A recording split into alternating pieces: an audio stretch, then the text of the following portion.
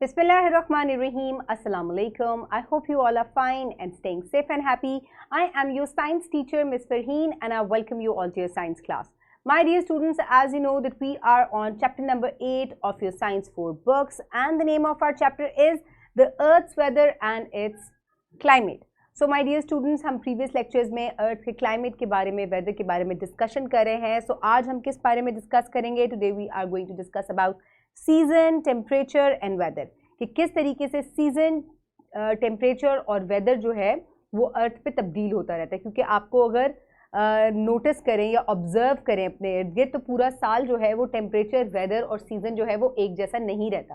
तो ये चेंज क्यों अकर होता है अर्थ पे? We are going to discuss that. But before that, let's quickly recap what we have done in the previous lecture. For that, listen to the questions very carefully and then answer them. So what is humidity? Pause the video and then answer. Very good. It is the content of moisture in the air. Then how does it relate with temperature? Very good. When the temperature increases, the moisture in the air decreases. जैसे कि deserts की example हमने आपको दी थी. जैसे जैसे वहाँ temperature जो है वो इंक्रीज करता है, air becomes very dry. Then how clouds effect weather? Very good. Day और नाइट की एग्जांपल देनी थी आपको. At day time because they block the sun rays the temperature becomes lower, and at night time because the earth releases its temperature. So what happens that when there are clouds तो वो block कर लेते हैं और temperature को atmosphere में release नहीं होने देते. So night becomes warmer.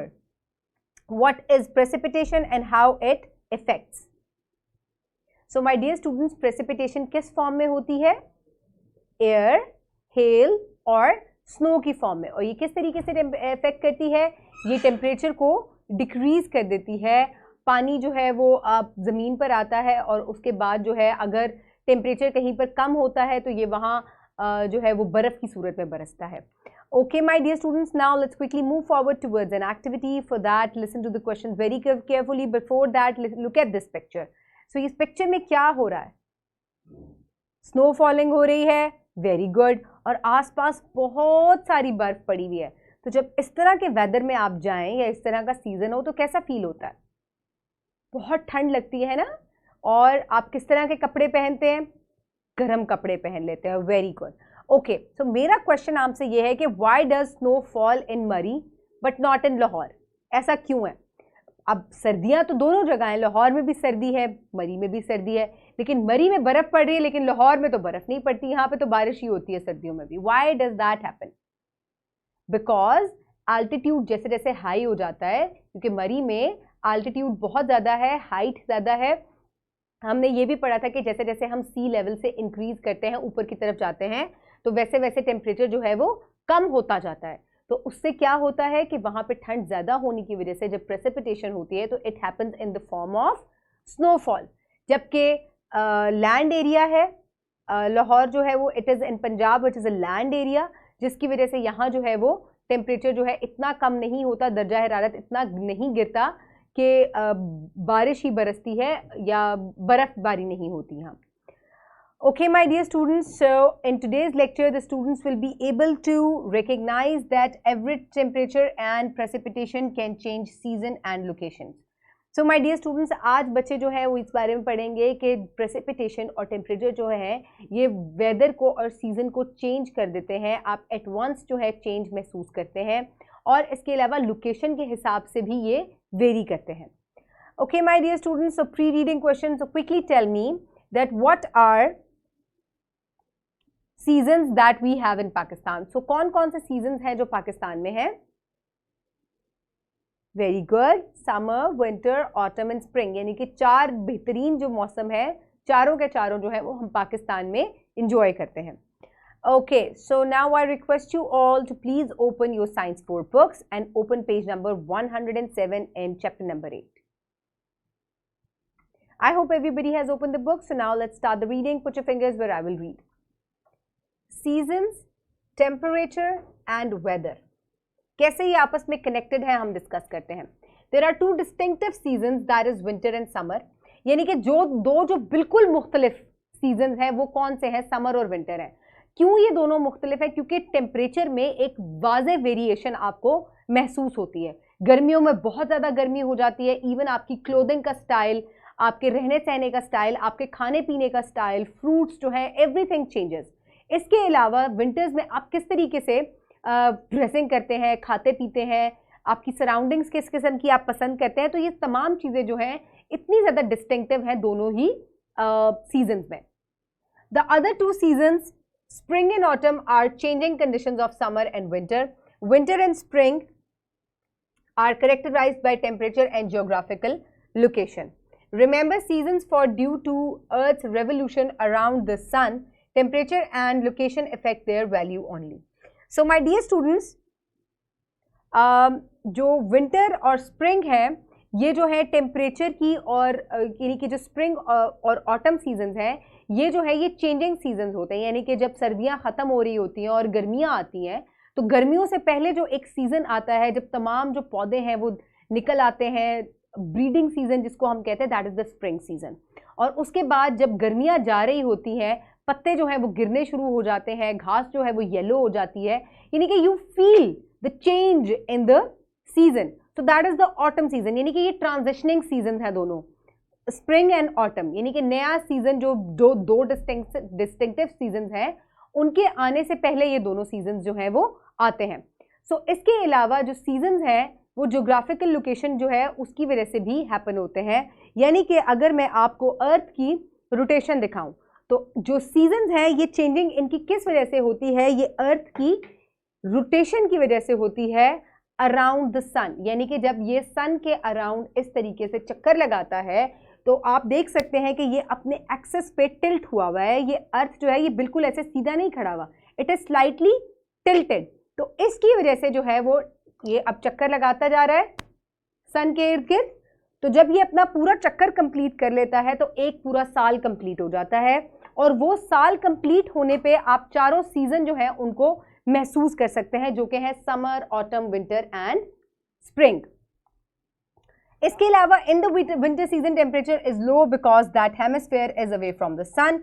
सो जिस तरीके से मैंने आपको दिखाया, क्योंकि अर्थ जो है it is slightly tilted on its axis, तो जो हेमिस्फेयर सन से दूर होता है वहां विंटर सीजन होता है, जो उसके पास होता है वहां समर सीजन होता है। अब यहां से जब ये चक्कर लगाकर यहां आएगा, तो अब ये जो है इट इज टुवर्ड्स द सन, तो इधर समर होगा और नीचे वाली साइड पर जो है वो विंटर होगा। तो इस तरीके से जो है ये सीजन जो है ये चेंज होते हैं।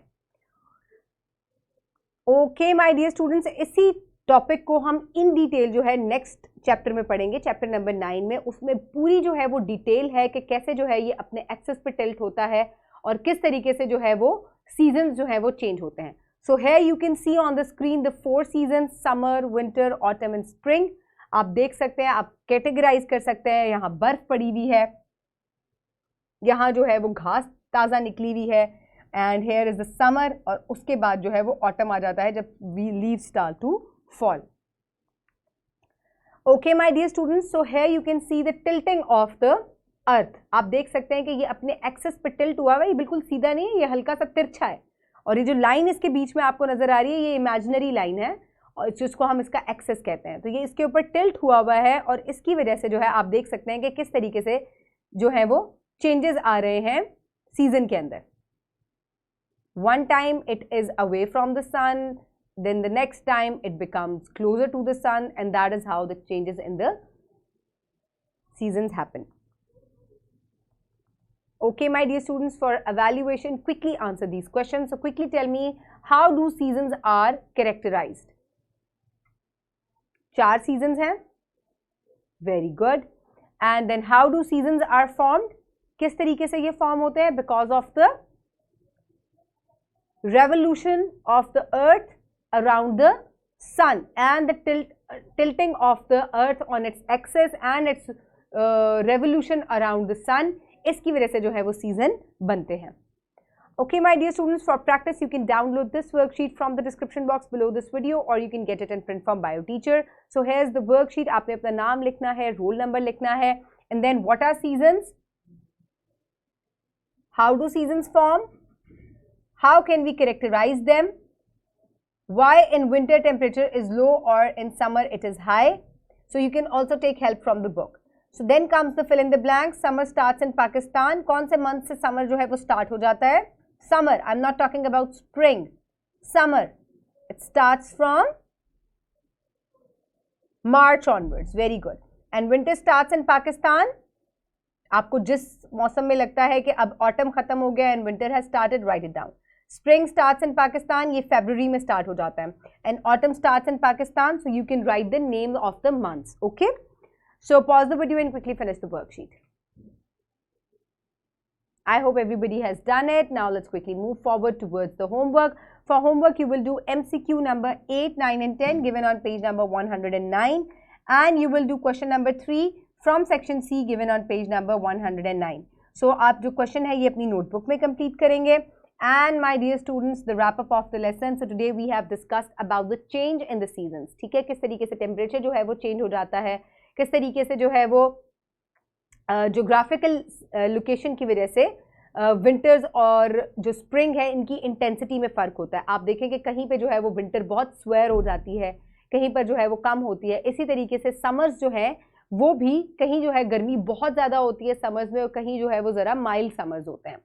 एंड किस तरीके से होते हैं, क्या जो है वो किस तरीके से रेवोल्यूशन जो है अर्थ की अराउंड द सन, इसकी वजह से चेंज इन सीजन जो है वो हैपन होता है. So my dear students, I hope you have enjoyed the lecture. Keep everybody around you safe. You have a good day. Thank you so much and Allah Hafiz.